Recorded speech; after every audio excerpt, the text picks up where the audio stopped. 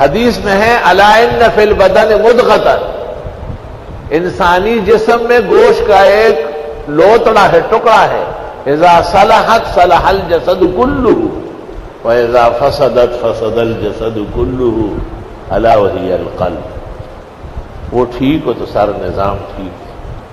وہ کمزور ہونے لگے تو سارا نظام کمزور ہو جائے۔ یا قوی القادر المقتدر قوینی وقلبی، صبح و شام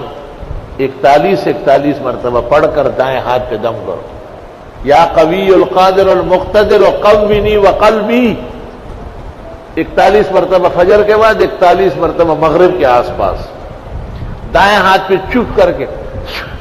اور یہ کندھے بائیں کندھے پہ رکھ کے دل کی طرف لے آؤ، انشاءاللہ کبھی بھی دل کی تکلیف نہیں ہوگی۔ اور یہ بھی دعا میں پڑھا کر رب اشرح لی صدری ویسر لی امری واحلل عقدۃ من لسانی یفقہوا قولی۔ ذکر الہی جب ایک حد تک پہنچے تو پھر جو منہ سے نکالتا ہے حق تعالی مانتا ہے، درمیان میں حجابات ہٹ جاتے ہیں۔ اللہ لا الہ الا اللہ لا الہ، اللہ تعالیٰ کی ذات صفات اسماء کے جتنے کلمات ہیں وہ اپنی جگہ زوراور ہے، شان و شوکت رکھتے ہیں۔ کوئی شخص یا لطیف ہو کرتا رہے گا، خود بخود طبیعت میں مہربانی آ جائے گی، جو اس کے سامنے آئے گا وہ بھی لطافت اور مہربانی پر مجبور ہو۔ جو سبحان اللہ کثرت سے کرے گا وہ عیوب سے، قبائح سے، رذائل سے، ناپسندیدگیوں سے دور رہے گا۔ سبحان کا مطلب یہ ہے، محدثین کہتے ہیں تنزیہ و تقدیس وتبریۃ من کل خلل وفطور، تو جو لوگ اس کے پاس رہیں گے وہ بھی بے عیب ان کو رہنا پڑے گا، کیونکہ اس پر کلمہ سبحان اللہ کا اثر ہے۔ اور جو شخص الحمدللہ الحمدللہ الحمدللہ، اس میں خوبیاں، کمالات، عنایات، محاسن، مکارم، معارف، تمام کے تمام تر توانائیاں، حسن و جمال کی برسات رہے گی، اور کوئی شخص بھی اس سے تعلق رکھے گا تو وہ خوبی اختیار کرے، اس میں کمالات آ جائیں گے۔ یہ ذکر تسبیح صرف ایک چڑھا نہیں تھا جو زبان پہ چڑھانا تھا، اور ایک گوڑ مارنا نہیں تھا، یہ مقاصد کی ادائیگی، جیسے پورے اسلام کا ایک عنوان ہے لا الہ الا اللہ۔ جو لوگ دم کرتے ہیں، فکر رکھتے ہیں، پھر ان کا دم چلتا ہے، اور جو نہیں کرتے ہیں ان کا کچھ بھی نہیں ہوگا، ان کا پورا کھانا بنتا ہے، اوپر سٹکور تیار ہو جاتا ہے، اور وہ جیسے ہی متوجہ ہوتے ہیں تو اللہ کی طرف سے شفا کی نہر بہہ جاتی ہے۔ موطا امام محمد میں ہے کہ یہ سن سے کوئی ماڑو مدینہ منورہ پہنچ جاتا،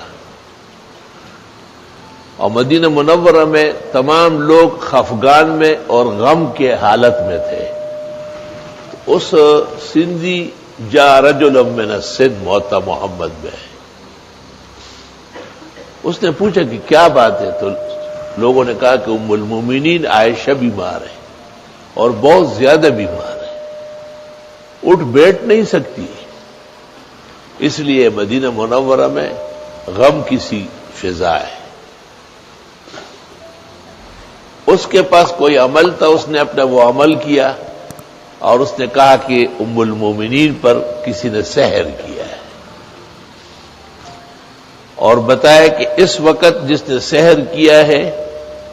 اس پر کسی بچے نے پیشاب کیا ہے۔ تو ام المومنین کو اطلاع ملی، اس نے اپنی کنیز بریرہ کو کہا کہ جلدی آ جاؤ، کہ کوئی مہمان آئے ہیں۔ تو اس نے کہا میں آتی ہوں، لیکن ایک بچے نے گود میں پیشاب کیا ہے، وہ صاف کر کے آتی ہوں۔ پھر اس سندھی ماڑو نے کہا کہ 3 کنویں ایسے دیکھو جو تینوں سے پانی نکلتا ہو۔ ہمارے منصور بھائی نے اس کو سن کے مزوری آباد میں 3 کنویں کھدوائے اور تینوں کا پانی چل رہا ہے۔ عبد الرحمن ابن عوف اور بڑے بڑے اصحاب فوراً گھوڑوں پہ بیٹھ گئے،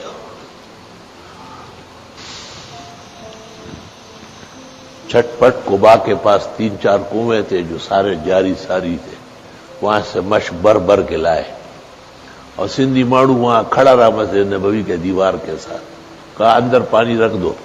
اور بیوی کو کہا بیوی اتنی مہربانی کرو بھلے پلنگ میں کپڑوں سمیت کیوں نہ ہو،